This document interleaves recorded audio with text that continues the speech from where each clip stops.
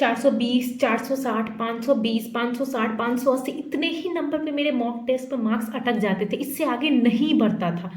तो दी आपके नीट में कितने आए? जब आपके मॉक टेस्ट में इतने मार्क्स आ रहे थे तो नीट में कितने मार्क्स आए? ये सब क्वेश्चंस मेरे कमेंट में आते हैं कि दी आपने कितने मॉक टेस्ट दिए थे, आपके कितने एवरेज आते थे एंड आपका नीट में कितना स्कोर आया। तो जो ये वीडियो है इसी के रिगार्डिंग कि आपको कितना मॉक टेस्ट देना चाहिए, मॉक टेस्ट देना चाहिए भी या नहीं देना चाहिए, कि अगर आपका प्रिपरेशन नहीं हुआ है तो देना चाहिए या नहीं देना चाहिए, पर डे कितना मॉक टेस्ट थे, आपने ऑन एन एवरेज एक वीक में कितना मॉक टेस्ट दिया, आपके मॉक टेस्ट में कैसे मार्क्स आते थे, आपने मॉक टेस्ट की स्ट्रैटेजी शेयर कीजिए। ये सब क्वेश्चंस मेरे कमेंट में आते हैं। तो hello everyone, I am Saumya Suman, currently second year MBBS student at Patna medical college Bihar. तो मॉक टेस्ट नीट का सबसे बड़ा क्रूशियल रोल प्ले करता है। मेरी गलती थी कि मैं अपने ड्रॉप ईयर में, चाहे वो ड्रॉप था तो मैंने फर्स्ट ड्रॉप था उसमें मैंने मॉक टेस्ट नहीं दिया, बिकॉज मॉक टेस्ट देने से पहले सबसे पहले यही लगता है कि अगर मॉक टेस्ट में कम नंबर आया तो पेरेंट्स को पता चल गया तो, इसकी वजह से हम लोग मॉक टेस्ट देते ही नहीं थे। तो मार्क्स कम आया तो वो जो होता है ना कि हम लोग पढ़ नहीं रहे, अपने में खराब लगता है कि कितना कम नंबर आया, इसलिए उससे बचने के लिए हम लोग मॉक टेस्ट स्किप कर देते हैं। मैंने भी वही किया था, आप लोग भी वही कर रहे होंगे अभी। आई नो अभी भी बहुत लोग मॉक टेस्ट नहीं दे रहे होंगे, बट आपका टाइम अभी स्टार्ट हो चुका है मॉक टेस्ट देने का। पर वीक एक मॉक टेस्ट तो जरूर देना चाहिए। एंड मॉक टेस्ट देने का भी एक तरीका होता है कि रैंडम नहीं दे के आप बैठ जाए, मॉक टेस्ट दे दिया, रख दिया पेपर, नंबर पता चल गया 520 नंबर आया, हमारा बस हो गया, सेटिस्फाइड हो गया, हमारा नंबर आ गया, चलो अच्छा नंबर आया, ठीक है चलेगा। बट ये मॉक टेस्ट देने का तरीका नहीं होता है। आपको मॉक टेस्ट देने के बाद अपने से आपको देखना पड़ेगा कि आपने उस क्वेश्चन में क्वेश्चन तुक्का मारा है, कौन कौन सा क्वेश्चन आपके सच में आपने सॉल्व किया है। तो मॉक टेस्ट देने के बाद पेपर को एनालाइज भी करना पड़ता है। तो मॉक टेस्ट देना ही क्यों है? जब मुझे पता है कि मैंने ये चैप्टर कंप्लीट कर लिया, तो आई नो मैंने कंप्लीट कर लिया, तो मॉक टेस्ट देके क्या ही फायदा होगा। बहुत सारे नीट एस्पिरेंट अभी यही सोचते हैं कि मॉक टेस्ट देने से क्या ही फायदा होगा। मैं भी जब अपना मेरा फर्स्ट ड्रॉप था तो मैं भी यही सोचती थी कि मॉक देने से कुछ नहीं होता है। बट आज आप समझ जाइएगा, अगर आपने आज मॉक टेस्ट नहीं दिया, अभी मॉक टेस्ट नहीं दिया, तो बिना मॉक टेस्ट दिए आपका नीट में स्कोर अच्छा नहीं आएगा, आपका नीट में सिलेक्शन नहीं होगा। ये आपको भले ये बहुत ही कड़वा लग रहा होगा ये सच, पर ये सच है। अगर आपने मॉक टेस्ट नहीं दिया तो आपके नीट में स्कोर नहीं आने वाले हैं। आप जितने भी टॉपर्स के भी आप स्टडीज सुनते होंगे तो उन्होंने मॉक टेस्ट दिया था, मैंने भी मॉक टेस्ट दिया था, आपको मॉक टेस्ट देना होगा। जब तक आप अपना इनपुट दे रहे हैं, डेली डेली पढ़ रहे हैं, बट आप अपना आउटपुट रिजल्ट देख ही नहीं रहे हैं कि आप कैसा, आपकी पढ़ाई कैसे चल रही है, और वो इससे पता चलेगा जब आपका मॉक टेस्ट दीजिएगा। आप डेली पढ़ रहे हैं पर आपको पता नहीं कि आपके दिमाग में कितना है। क्वेश्चन देखने के बाद अगर आप एग्जीक्यूट ही नहीं कर पाइएगा आप जो आपने पढ़ा है, तो वो क्या फायदा। बिकॉज हमें नीट में हर एक क्वेश्चन को 30 सेकंड 40 सेकंड के अंदर कंप्लीट करना होता है। एक क्वेश्चन को 4 नंबर लाने के हमको एक क्वेश्चन को 30-40 सेकंड में कंप्लीट करना पड़ता है। जब आपने मॉक टेस्ट नहीं है, नया नया जब आप नीट में देखिएगा क्वेश्चन, तो आपसे वो क्वेश्चन सॉल्व नहीं होंगे। आपको 5 मिनट नहीं मिलने वाला है एक क्वेश्चन को सॉल्व करने के लिए। जो अभी आप लोग जो आप मॉड्यूल्स में क्वेश्चन सॉल्व करते हैं तो 5-5 मिनट लेके सॉल्व करते हैं, वैसा आपको टाइम नहीं मिलने वाला है। तो मॉक टेस्ट आपको नीट का इन्वायरमेंट प्रोवाइड करता है, जो स्ट्रेस होता है एग्जाम टाइम का वो आपको प्रोवाइड करता है कि आपको इतने सेकंड में ये क्वेश्चन को सॉल्व करना है। देखो, मॉक टेस्ट आपको सारे इन्वायरमेंट से फेवरेबल करवाता है कि आप एग्जाम वक्त कितना स्ट्रेसफुल होते हैं, आपका कितना एंजाइटी लेवल है, कि आप कितना आपका एक्यूरेसी है, आप कितना फास्ट क्वेश्चन टच करते हैं, वो आपका मॉक टेस्ट ही फेवरेबल करवाता है। तो मॉक टेस्ट तो देना आपको जरूरी है, बट आप दे नहीं रहे हैं। बट मेरे कमेंट में क्वेश्चन है, आपने कितना दिया, आपने कितना दिया, बट क्या आप मॉक टेस्ट दे रहे हैं? आप सीरियस है मॉक टेस्ट के लिए? तो ऑन एन एवरेज मैं अपना बताऊं कि जो लास्ट, तो मैंने स्टार्टिंग में पर वीक एक मॉक टेस्ट दिया। पर वीक मॉक टेस्ट मतलब कि जो जो टारगेट था कि मेरा ये चैप्टर कंप्लीट हो जाएगा, उसके बाद मैंने चैप्टर वाइज मॉक टेस्ट दिया। ओवरऑल मतलब कंप्लीट सिलेबस टेस्ट मैंने स्टार्टिंग में, जैसे अभी आपका जो सिचुएशन चल रहा है, अभी आप जो चल रहा है, आप लोग पर वीक एक मॉक टेस्ट जो लगाए। ऐसा मत सोचिए कि पूरा कंप्लीट होने के बाद लास्ट के 15 दिन में मॉक टेस्ट दूंगा, ऐसा बिल्कुल नहीं सोचना है। आपके इंस्टीट्यूट में मॉक टेस्ट अभी चल रहे होंगे, वो चैप्टर वाइज ही चल रहे होंगे, तो आप अपने अकॉर्डिंग स्ट्रेटेजी ना बना के जो इंस्टीट्यूट के मॉक टेस्ट के सिलेबस रहते हैं उसके अकॉर्डिंग भी आप पढ़ाई करके मॉक टेस्ट जरूर दीजिए। अभी ऐसा सोच के नहीं कि हम लास्ट में मॉक टेस्ट देंगे, वैसा कुछ नहीं सोचना। अभी जो मॉक टेस्ट चल रहा है वो आपको मॉक टेस्ट देना है। अगर आप खुद में पढ़ रहे हैं तो आप बस कोई इंस्टीट्यूट को फॉलो कर ही रहे होंगे, चाहे उनके मॉक टेस्ट को डाउनलोड करके प्रिंट करवा के मॉक टेस्ट दो, पर मॉक टेस्ट अभी देना स्टार्ट कर दो। पर वीक अभी एक मॉक टेस्ट, इस फेम में पर वीक एक मॉक टेस्ट दो। मेरा जुलाई में नीट था, तो मैं जो अप्रैल का महीना था उसमें मैंने पर वीक एक मॉक टेस्ट दिया, और जो लास्ट 2 मंथ था, जो मई एंड जून था, उसमें मैंने पर डे मॉक टेस्ट दिया। पर डे मॉक टेस्ट, वही कंप्लीट सिलेबस।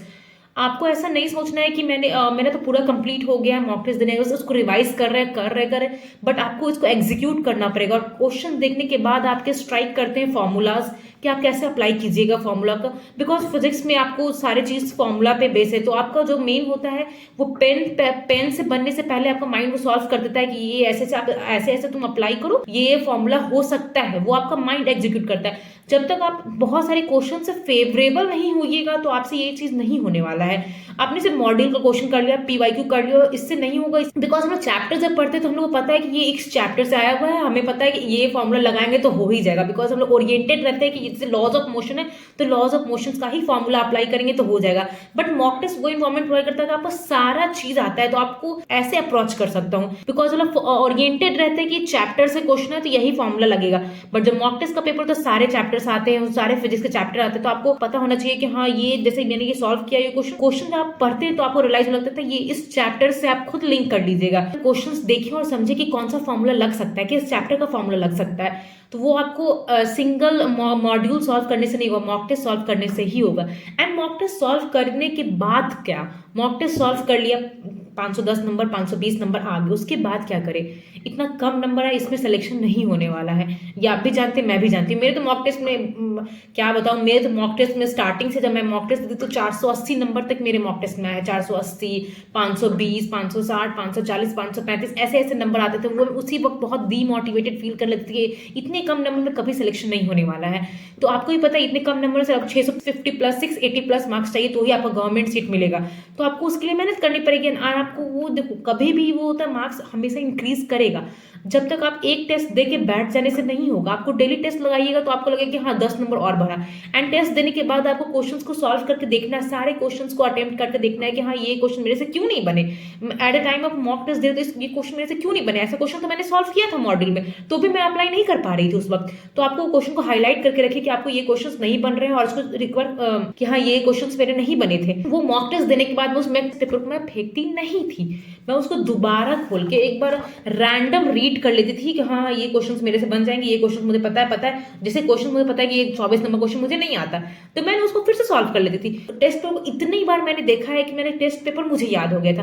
बिकॉज नीट में क्वेश्चन आपके 4 नंबर के आएंगे और आपको कोई पीएचडी नहीं करना है ना फिजिक्स में केमिस्ट्री में पीएचडी नहीं करना है, जो आपको थेसिस करना है, आपको सिर्फ एक क्वेश्चन सॉल्व करना है। तो आपको क्वेश्चन सॉल्व करना आना चाहिए। अगर आपसे नहीं हो रहा है क्वेश्चन सॉल्व, एक दो क्वेश्चन ऐसे टेस्ट में होते हैं जो बहुत ही वास्ट लेवल के होते हैं, वैसे नहीं तो आप उसको रट जाइए, रट लीजिए। बट बाकी क्वेश्चंस आपने जो पढ़ा है उसी से आते हैं, तो आप उसको एक बार देखिए, अपने नोट्स कॉपी से देखिए, अपने फॉर्मूला शीट को देखिए कि हाँ ये क्वेश्चन तो इस फॉर्मूले से बन जाएंगे, तो उस क्वेश्चन को देखिए। एंड बायो के क्वेश्चन आए तो बायो में किसी भी क्वेश्चन को इग्नोर मत करना, बिकॉज मैंने भी क्वेश्चन को बहुत इग्नोर किया कि ये एनसीईआरटी के बियॉन्ड का क्वेश्चन होगा, ये ऐसा क्वेश्चन नहीं है एनसीईआरटी में।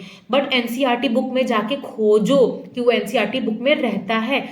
मेरे टाइम में जो स्टेटमेंट बेस्ड क्वेश्चंस आने लगे थे, वो चूज द करेक्ट, मतलब कितने सारे ऑप्शंस करेक्ट है इसमें, कितने स्टेटमेंट्स करेक्ट है, वैसे क्वेश्चंस आते थे।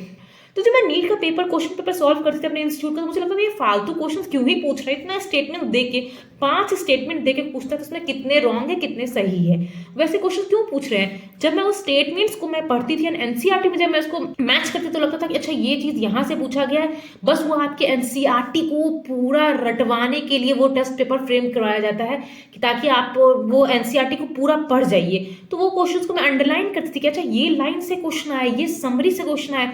जब मैं दोबारा एनसीईआरटी पढ़ती थी तो मुझे लगता था अच्छा ये इस लाइन से क्वेश्चन आया हुआ है, टेस्ट में पूछा है, मुझे एक बार देख लेना चाहिए। एनसीईआरटी में जाकर खोजिए, उसको हाईलाइट कीजिए, उसमें स्टार मार्क कीजिए, कुछ भी जो आपका कोई भी सिंबल लगाइए कि हाँ ये क्वेश्चन मेरे टेस्ट में पूछे गए थे। खुद आप भी जान रहे हैं कि आप कोई चीज रिवाइज करके बैठे रहते तो आपको वो जल्दी सॉल्व हो जाता है। अदरवाइज आप जिस चीज को आप नहीं रिवाइज किए रहिएगा तो वो आप उसको बहुत टाइम लगेगा सॉल्व करने। तो इसलिए आपको मॉक टेस्ट एक रिवीजन का स्ट्रेटेजी ही बताता है, आपको एक रिवीजन ही करवाता है। तो बात आता है कि आपने मॉक टेस्ट जो लास्ट का मंथ था तो मैंने पर डे 2 मॉक टेस्ट लगाए हैं, 2 मॉक टेस्ट। वो भी कैसे टाइमिंग था, 1-2 से 5 बीच का स्लॉट तो मैंने रखा था कि 1-2 से 5 बीच का स्लॉट में मुझे मॉक टेस्ट लगाना ही है। उसका एक स्लॉट था बिकॉज मॉक टेस्ट लगाने के बाद बहुत ही हेक्टिक हो जाता है मन, मेरे साथ भी तो बहुत हेक्टिक होता है, पर एक स्लॉट था मेरा 2 से 5 बीच पर। अब आपके साथ 2 से 5 का स्लॉट है बिकॉज सेक्शन हमारे टाइम सेक्शन ए और सेक्शन बी था जो कोविड के बाद, बट वो अब सिनेरियो नहीं है।